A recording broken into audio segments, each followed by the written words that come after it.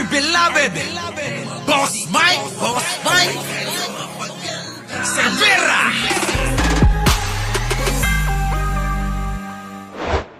Parang gateway para... Eto mga kababayan ko, tulad ho netong mag-asawa na ito. Ano po? Tulad ho, tingnan nyo ho, pakinggan ho natin. Pakinggan ho natin. Boss Julius, pahiram ng video. Eto, pakinggan ho ninyo. Ano yung naging parang gateway para gumanda ang buhay ninyo? Nung nag-DPWH kami. Ayan. Kita nyo, para gumanda ang buhay daw, mag-DPWH daw. Kasi talaga maraming pera sa DPWH sobrang dami. Grabe, no? Ngayon, mga kababayan ko, kapag ka nakakuha ka na ng maraming kwarta, nakinita sa DP, abay magpolitika ka. Oo, para protektahan yung iyong mga kayamanan. Alam nyo, marami hong mga negosyante na pumapasok ho sa politika kasi yung mga kababayan, pinoprotektahan ho nila yung kayamanan nila. Oo. Nakuha nyo, mga kababayan ko? Kapag nasa power ka, hindi ka basta-basta. Kasi mga kababayan, yung mga politiko na mga nandiyan, mga kababayan, nilalapitan ka. Oo. Mga kababayan, kaya ganun eh. Pagkatapos na mangurakot sa gobyerno, mas malaki ang kukurakutin mo na. Abay, pumasok ka na sa politika. Ganon. Mas malaki. Kita nyo mga kababayan yung mga bilyar. Ilan na hong pasalin-salit sila. Di ba? Ilan na ho?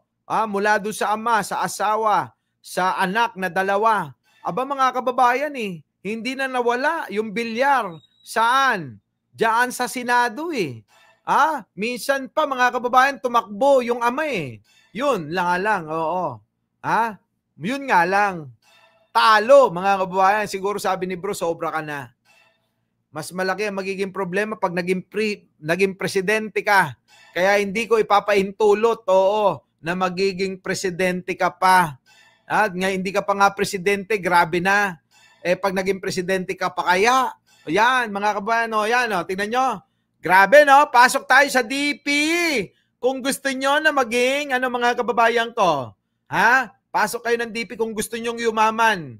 O kaya naman maging congressman. Kung ayaw niyo naman mga kababayan, maging vice-presidente. Doon mga kababayan, marami. Marami. 'Di ba? Ruben Liboon, thank you naman. Eto na. Ano yung naging parang gateway para gumanda ang buhay ninyo? Nung nag-DPWH kami. Ayan, okay. Paano yan? Paano kayo nakapasok doon? Bali, nakapasok kami doon, nagbid lang at saka nagkaroon ng opportunity at ginandahan lang namin po ang gawa namin, tuloy-tuloy. Maliit lang na project to? Maliit lang po, hanggang lumaki ng lumaki. Kita nyo, kapag ka maliit pa lang, syempre pakitang gilas. Di ba? Kapag maliit kasi mga kababayan pakitang gilas. Syempre gagalingan, titibayan, hindi titipirin. Para magtiwala. Hanggang sa makuha na yung loob, hanggang lumaki daw, mga kababayan. Tuloy! Nagtuloy-tuloy po ang mga experience namin hanggang naging malalaki na po yung mga projects namin. Ano yung nakuha yun sa DPWH? Di ba ang daming, sabi nga nila, madaming bidding, red tape, mga gano'n? Hindi, bid lang po. Paano kayo nakalusot doon sa bidding? Paano daw kayo nakakalusot sa bidding? Siyempre, depende na yan sa lakas mo. Alam nyo, mga kababayan, yung bidding na yan, naluluto, depende yan kung gaano ka kalakas. Kung para sa'yo na yan, moro-moro na lang yung bidding na yan. Para sa'yo na yan. Yung moro-moro, formality na lang yan. Alam mong para sa'yo na yan. Pero bilang yan panuntunan, para makuha mo yung proyekto, mag-bidding tayo kunyari, pero patatakbuhin? Yung mga kumpanya mo rin Kayo lang Di ba? Huwag niya. Diyos ko. Grabe. Tuloy. Dapat yan na masolusyonan ng mga mambabatas na magnanakaw. Kayong mga senador, congressman. Dapat yan ang sinusolusyonan nyo Di ba? Dapat binubusising maigi. Hindi yung ganito. Alam nyo na yan na mananalo. Alam nyo na yan na may kickback kayo. Alam nyo na kayong mga nag-asikaso at tumulong at nagproseso, lahat mula sa itaas hanggang pinakababa kumikita. Ganun ho yan. Oh. Yung prices namin lower than Lower. yes. Mga gano'ng kadaming project nyo sa isang taon? Siyempre, palalabasin kunyari mas mababa. Oo. Papababain lang ho ng 1,000, ikaw naman nanalo eh. Ganun ho yung kung sino pinakamababa. Nagkakatulo nga sa piso lang eh. Oo. At least ikaw yung pinakamababa kaya isa yung napupunta eh. Ito na. Anong tanong? Yes. Mga gano'ng kadaming project nyo sa isang taon? Yung Grabe. time Sa na yun, gobyerno. parang 10 yata, masaya na tayo. O parang dati Kita nyo mga kababayan, 10 mukhang na nagdadalawang isip pa. Na yung 10 yata daw, masayang-masaya na daw sila noon. Bakit ngayon hindi na? Kapag 10 lang sa isang taon, hindi na kayo masaya? Grabe, no? Matindi. Mga kababayan, ang tindi. Oo. noon, pag umabot na kami ng mga 50 million, Wow. Na maliliit. na maliliit, na maliliit sama-sama. yun, ha? 4M, 5M, parang accumulated. Masayang-masaya na kami. Oo. Kita nyo mga kababayan, milyon na usapan na. Nung araw daw, masayang-masaya. Siguro ngayon, hindi na. Tuloy. Oo. Pero nung tumagal-tagal po, parang na-overwhelmed din kami at minsan pangit din palang kumuha ng napakaraming maliliit. Kita nyo, ayaw na nila yung maliliit na trabaho. Kailangan na mga kababayan, doon na saan mga kababayan sa malakihan. Oo. Parang mas maganda pala na kumuha ka na lang ng Isang kahit malaki. mga isang malaki o dalawang malaki para yung pagbabantay at monitor mo, dalawa lang halos. Kaysa kumuha ka ng 10 maliliit na tag 5 million. Di ba mga kababayan, ayaw na ho ng milyon. Gusto doon na sa bilyon. Parehas lang ng trabaho kasi mga kababayan, pero bilyon yung kikitain mo. Saan ka pa? Kaya tag 10 million.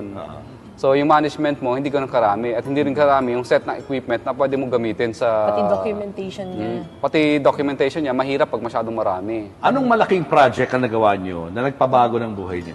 Actually, marami. Kasi Marami. nagsunod-sunod eh. Sunod-sunod na. Nagsabay-sabay pa nga eh.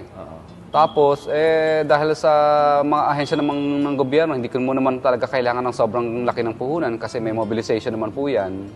So, yun lang naman piniikot namin ng piniikot at may tulong ng kapirasong tulong ng bangko. Yun lang po. Saka importante yung trust nila sa inyo.